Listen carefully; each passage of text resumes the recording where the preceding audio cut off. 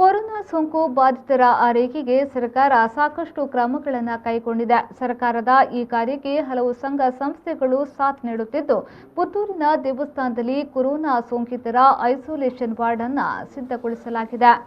Corona ಲಾಕ್ಡೌನ್ನಿಂದ ಊರಿಗೆ ತೆರಳಲಾಗದೆ ಬಾಕಿ ಉಳಿದ 50ಕ್ಕೂ ಮಿಕ್ಕಿದ ಕಾರ್ಮಿಕರಿಗೂ ಈ ದೇವಸ್ಥಾನ ದಿನಂಪ್ರತಿ ಊಟೋಪಚಾರವನ್ನು ನೀಡುತ್ತಿದೆ. ಲಾಕ್ಡೌನ್ ಕಾರಣದಿಂದಾಗಿ ಉದ್ಯೋಗದ ನಿಮಿತ್ತ ಪುತ್ತೂರಿಗೆ ಆಗಮಿಸಿದ ಸುಮಾರು 50ಕ್ಕೂ ಮಿಕ್ಕಿದ ಕಾರ್ಮಿಕರಿಗೆ ದಿನನಿತ್ಯ ಊಟೋಪಚಾರದ ವ್ಯವಸ್ಥೆಯನ್ನು ಕ್ಷೇತ್ರದ ವತಿಯಿಂದ ನೀಡಲಾಗ್ತಾ ಇದೆ. ಸುಮಾರು 1 ತಿಂಗಳಿಂದ ಮೈಸೂರು, ಮಹಾರಾಷ್ಟ್ರ ಭಾಗದ ಈ ಕಾರ್ಮಿಕರು ಪುತ್ತೂರು ಜಾತ್ರೆಯಲ್ಲಿ ಮನೋರಂಜನಾ ಪರಿಕರಗಳನ್ನು ತಂದಿದ್ದು, ಜಾತ್ರೆ ಮುಗಿದ ತಕ್ಷಣವೇ ಲಾಕ್ಡೌನ್ ಘೋಷಣೆಯಾದ ಹಿನ್ನೆಲೆಯಲ್ಲಿ ಕಾರ್ಮಿಕರ ತಂಡ ಪುತ್ತೂರು ಮಹಾಲಿಂಗೇಶ್ವರ ದೇವಸ್ಥಾನದ ಗದ್ದೆಯಲ್ಲಿ ತಂಗಬೇಕಾದ ಅನಿವಾರ್ಯತೆ ಎದುರಾಗಿತ್ತು. ಈ ಸಂದರ್ಭದಲ್ಲಿ ಕಾರ್ಮಿಕರಿಗೆ ಬೇಕಾದ ಎಲ್ಲ ವ್ಯವಸ್ಥೆಯನ್ನ ಕ್ಷೇತ್ರದ ವತಿಯಿಂದ ಕಲ್ಪಿಸಲಾಗಿದೆ.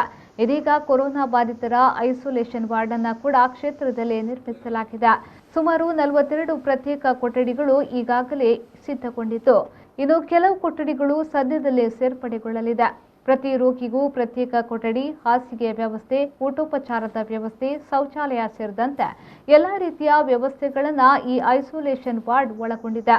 ಅಲ್ಲದೆ ಇಲ್ಲಿ ರೋಗಿಗಳನ್ನು ನೋಡಿಕೊಳ್ಳಲು ಬೇಕಾದ ನರ್ಸ್ ಹಾಗೂ ವೈದ್ಯರ ಸೌಲಭ್ಯವನ್ನು ಕಲ್ಪಿಸಲು ವ್ಯವಸ್ಥೆಯನ್ನ ಮಾಡಿಕೊಳ್ಳಲಾಗಿದೆ. ಕೊರೋನಾ ಮಹಾಮಾರಿ ತಡೆಗೆ ಸರ್ಕಾರದ ಜೊತೆಗೆ ಸಂಘ ಸಂಸ್ಥೆಗಳು ತೊಡಗಿಕೊಂಡಿದ್ದು, ಪುತ್ತೂರಿನ ದೇವಸ್ಥಾನವು ಕೊರೋನಾ ಸಂಕಷ್ಟದಲ್ಲಿ ಜನರ ನೆರವಿಗೆ ನಿಂತಿದೆ. ಅಂದರೆ ನಮಗೆ ಟ್ರೇಡ್ ಫೇರಿಗೆ ಅಂತೇಳಿ ನಾವು ಈ ಒಂದು ಪಾರ್ಟಿಷನನ್ನು, ಜಾತ್ರೆ ಟ್ರೇಡ್ ಫೇರಿಗೆ ಅಂತ ಈ ಒಂದು ಪಾರ್ಟಿಷನನ್ನು ತಗೊಂಡು ಬಂದಿದ್ದೆವು.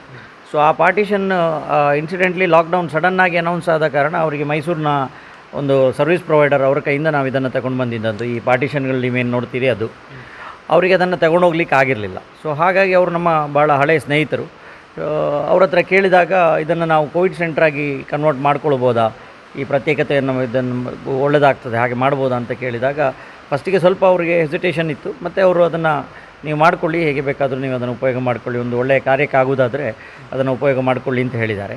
ಸೊ ಹಾಗಾಗಿ ಅಲ್ಲಿ ಚಿರಾಗ್ ಅಂತ ಹೇಳುವವರು ಮೈಸೂರಿನಲ್ಲಿ, ಸೊ ಅವರು ಇದನ್ನು ವ್ಯವಸ್ಥೆ ಮಾಡಿ ಈ ಒಂದು ಇದನ್ನು ನಮಗೆ ಅಡಿಷನಲ್ ಆಗಿ ಅಂದರೆ ಟ್ರೇಡ್ ಫೇರಿಗೋಸ್ಕರ ನಾವು ತಂದದ್ದು, ಆದರೆ ಅದರ ನಂತರ ಈ ಒಂದು ಬಳಕೆಗೆ ನಾವು ಅದನ್ನು ಉಪಯೋಗ ಮಾಡಿಕೊಳ್ತಾ ಇದ್ದೇವೆ. ಇದರಲ್ಲಿ ಬೆಡ್ಗಳು ಮತ್ತು ಇದನ್ನು ವ್ಯವಸ್ಥೆ ಆಗಿದೆ. ಮತ್ತು ಡಾಕ್ಟರ್ಸ್ ಮತ್ತು ಅವರನ್ನು ಗೌರ್ಮೆಂಟ್ ಇದರ ಮುಖಾಂತರ ನರ್ಸಸ್ಗಳನ್ನು ಕೊಡಬೇಕು ಅಂತೇಳಿ ಕೇಳ್ಕೊಂಡಿದ್ದೇವೆ. ಹಾಗೆ ಸೇವಾ ಭಾರತಿ ವತಿಯಿಂದ ಇಲ್ಲಿ ಕ್ಲೀನಿಂಗ್ ಮತ್ತು ಇದರ ವಿಷಯಕ್ಕೋಸ್ಕರ, ಬಾಕಿ ಸೆಕ್ಯೂರಿಟಿ ಈ ವಿಷಯಕ್ಕೋಸ್ಕರ ಸೇವಾ ಭಾರತಿ ಕೂಡ ನಮ್ಮೊಂದಿಗೆ ಸಹಕರಿಸಲಿಕ್ಕಿದ್ದಾರೆ. ಅನಿಶ್ ಕುಮಾರ್, ವಿ4 ನ್ಯೂಸ್, ಪುತ್ತೂರು.